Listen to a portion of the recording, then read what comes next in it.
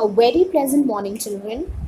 In today's turn, let's continue with the story A Retrieved Reformation by O. Henry. But wait a minute. Before moving further, I want to see how many of you are able to recollect some of the incidents that we have already explored. We came to know from the last turn that Mr. James Valentine got released from the prison and visited Mike Dolan's cafe. There he asked for his room key and went up, unlocking the door of a room at the rear. He found everything was at its place as he had left it before the police came to arrest him. He pulled out a dust-covered suitcase from a panel or behind a panel in the wall. This suitcase consisted of his finest burglary tools. He looked at them in admiration. So, we come to know from this that he was planning to continue his business of crime. Soon the cases of safe burglary increased in the city and the matter was reported to Ben Price, a detective officer. He was very much sure that it could only be the work of James Valentine. Jimmy moved to the Elmore City in search of new location, and as he was heading towards the Planters Hotel, a young lady passed him at the corner and entered the Elmore Bank. Jimmy fell for this young lady and found a boy loafing near the bank door from whom he extracted information about the Elmore City and the young lady, to which of course he came to know that her name was Annabel Adams and that her father owned the Elmore Bank. And for this information he had paid the boy, right? So this was a twist in Jimmy's life. Now moving ahead with the story line. Alright, now pay attention to the paragraph, the first paragraph on this page. Jimmy went to the Planters Hotel, registered as Ralph D. Spencer and engaged a room.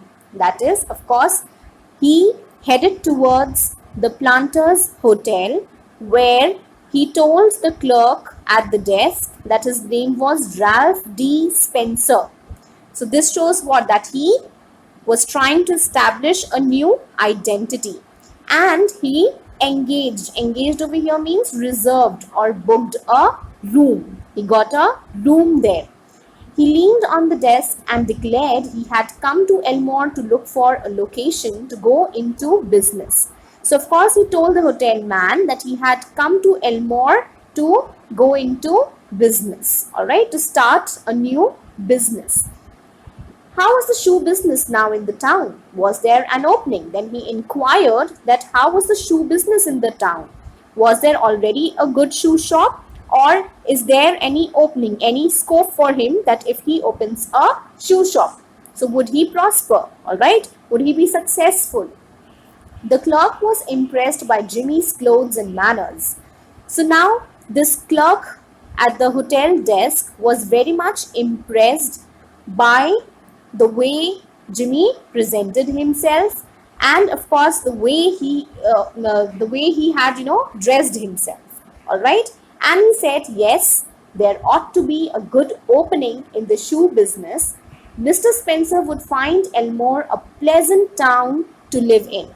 So the man thought that Jimmy's clothes and manners were fine. He was happy to talk to him and he of course told him that Elmore needed a good shoe shop. Alright, that there was no shop that sold just shoes. So of course he told him this, and of course he said that he hoped Mr. Spencer would find the Elmore town a pleasant one to live in. Mr. Ralph D. Spencer remained in Elmore and prospered. He opened a shoe shop and secured a good run of trade.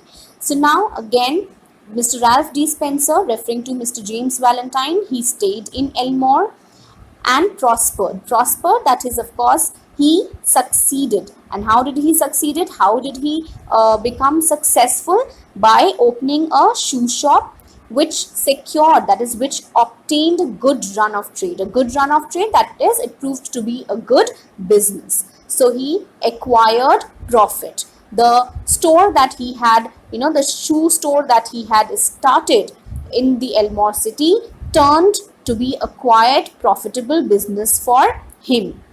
Socially, he was a success and made many friends, and he accomplished the wish of his heart.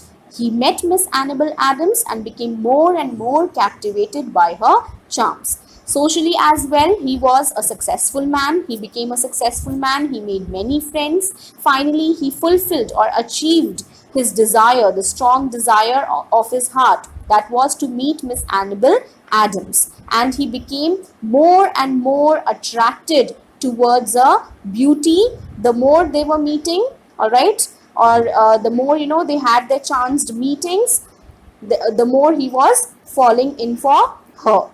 At the end of a year, the situation of Mr. Ralph Spencer was this: he had won the respect of the community, his shoe shop was flourishing, and he and Annabel were engaged to be married in 2 weeks. So by the end of the year, this was the conclusion or the situation of Mr. Ralph Spencer, that he had attained a respectable position in the community.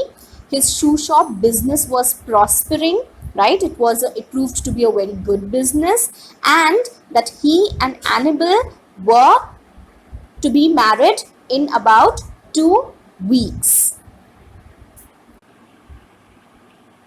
So the transformation that James Valentine underwent at Elmore was that, of course, he wanted to establish a new identity. For this, he decided to settle down at Elmore itself successfully. He opened, a new store, and then earned a respectable position in the society, gained the love of Annabel Adams as well as the approval of her family, right?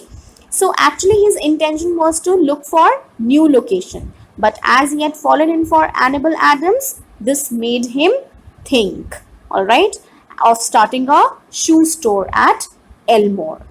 So this was the first twist or the turn that I was talking about.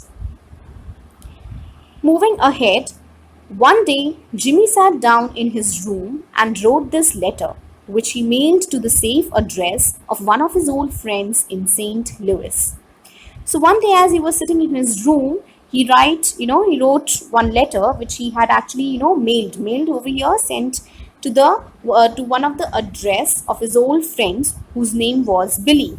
And he wrote in the letter, "Dear old pal over here," referring to the old friend, "be at Sullivan's place in Little Rock next Wednesday night at 9 o'clock. I want to make you a present of my kit of tools. Billy, I've quit the old business a year ago. It's the only life, the straight one. Be sure to be at Sully's, for I must see you. I'll bring along the tools with me. Your old friend, Jimmy."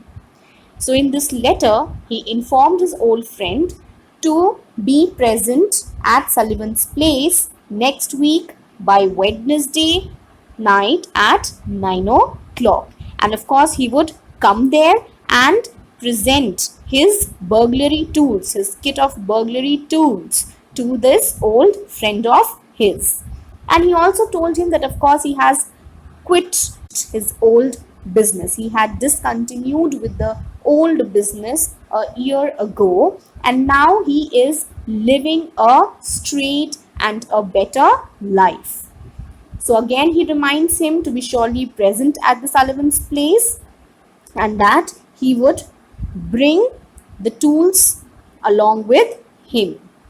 So now, as he was making an honest living and he was going to marry the girl of a choice, he had quit his old business, and now he wanted to present the set of tools of burglary to one of his old friends. All right. So of course, we come to know from this that he has decided, it was his final decision to lead a respectable life. Now, the day before James Valentine is to leave for Little Rock, Ben Price arrives in Elmore. Alright. Soon Ben Price arrived at Elmore. He drove around town in his quiet way until he found out what he wanted to know.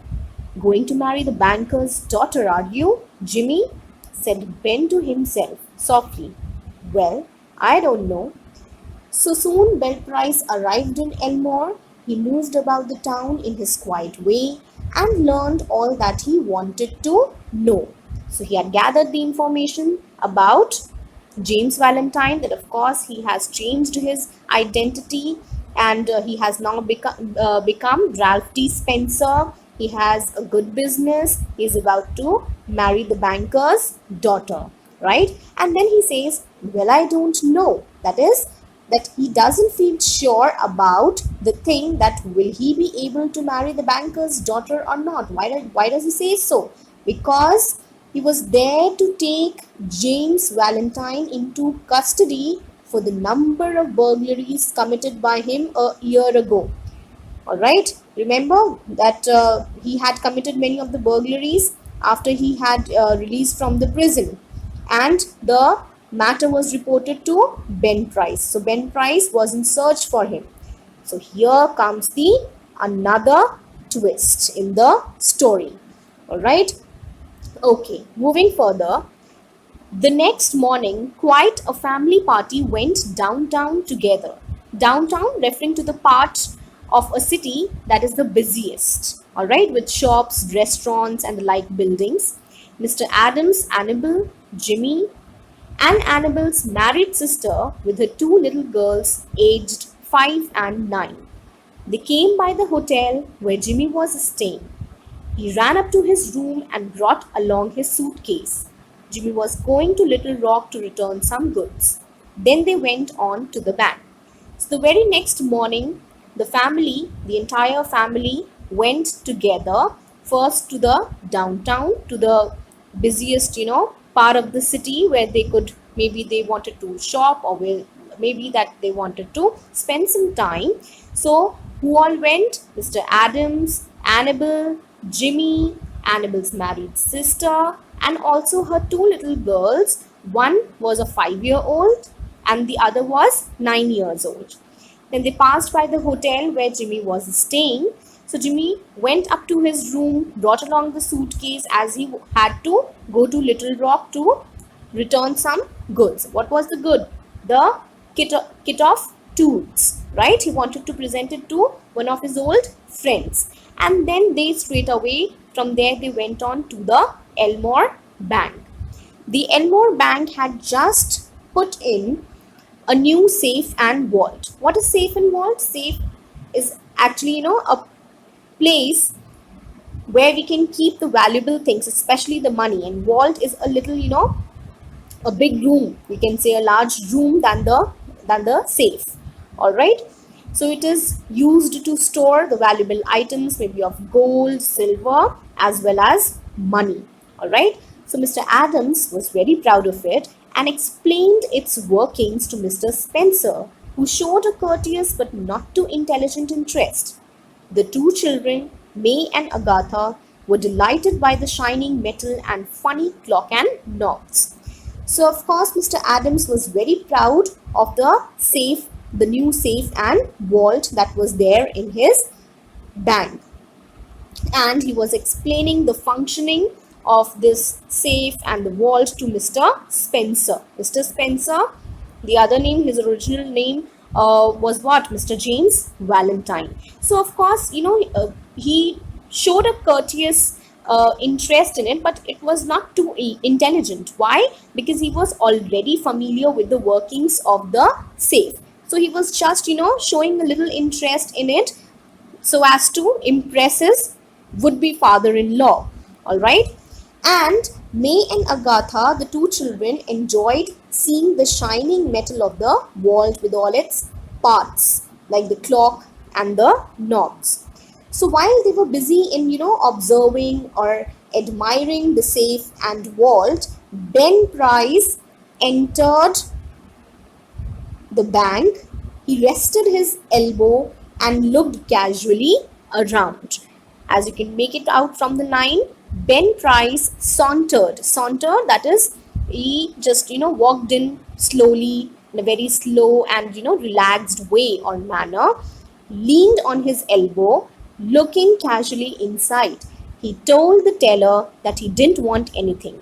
He was just waiting for a man he knew. So he told a young man who worked there that he had not come on business, rather, he was waiting for a man whom he already knew. So he was actually pointing towards whom? Towards Jimmy. And at this time, James Valentine or Jimmy was completely unaware of the detective's presence. Now, moving ahead with the story, suddenly there was a scream from the women and a commotion. Commotion, that is the confusion or chaos. Unperceived by the elders, May, the 9-year-old girl, in a spirit of play, had shut Agatha in the vault. Unperceived over here means unseen or not noticed. So now what happened was that suddenly there was a cry from the women. Unseen by the elders, May, the 9-year-old girl, had playfully but firmly closed or shut the door of the safe and locked Agatha inside. The old banker sprang to the handle, that is, he jumped to the handle of the safe and tugged at it for a moment. Tugged means pulled at it for a moment. The door can't be opened. He groaned. Groaned, that is, he cried. The clock has not been wound, nor the combination set. Now, the old banker, here referring to Mr. Adams, tried to open the door. He pulled at it for a moment and cried that the door could not be opened as the clock had not been started or it has not been set yet. So after hearing this, Agatha's mother cried wildly out of fear. As the next line says, Agatha's mother screamed again, that is, cried again, hysterically, wildly out of fear. She grew emotional. Why? As her daughter was stuck inside. So she was worried. Therefore, she gave such a loud cry. There isn't a man nearer than Little Rock who can open that door, said Mr. Adams in a shaky voice. My God, Spencer, what shall we do? That child, she can't stand it long in there. There isn't enough air, and besides, she'll go into convulsions from sight. Convulsions, that is sudden shaking movements of the body that cannot be controlled. So now Mr. Adams turned towards James Valentine, here Ralph D. Spencer, and he said that there isn't a man nearer than the city who can open that door. And he said this in a very shaking or trembling voice. My God, Spencer, what shall we do? That child, she can't live long in there. Why? Because there isn't enough air. She would, of course, out of fear and out of insufficient air or oxygen, she would suffocate and die. Ultimately, the fear will kill her, right? Agatha's mother, frantic now, extremely worried and frightened, beat the door of the vault with her hands. Somebody wildly suggested dynamite. Annabel turned to Jimmy, her large eyes full of anguish but not yet despairing. Anguish over here means pain. To a woman, nothing seems quite impossible to the powers of the man she worships. By this time, Agatha's mother grew wild. She was beating on the door with her hands wildly, madly. And as somebody suggested dynamite, that dynamite can be, applied, or it can be put on the door of the safe or the vault, and that would break open the door. So, of course, now hearing this, she grew more frantic, more worried about the safety of her child. Now at this time, Annabel turned to Jimmy. Her large eyes were full of pain, but of course she was looking at him with some hope in her eyes. Why? Because for a woman, the man she loves can somehow, do anything, right? Okay, so children, another turning point in the story, James Valentine changed his identity so that he could lead a better life. But his past did follow and torment him. A very serious situation has been brought up by the author, which compels the readers to reflect or think that which road or path would Jimmy choose. All right. So now he is facing a conflict, a dilemma, right?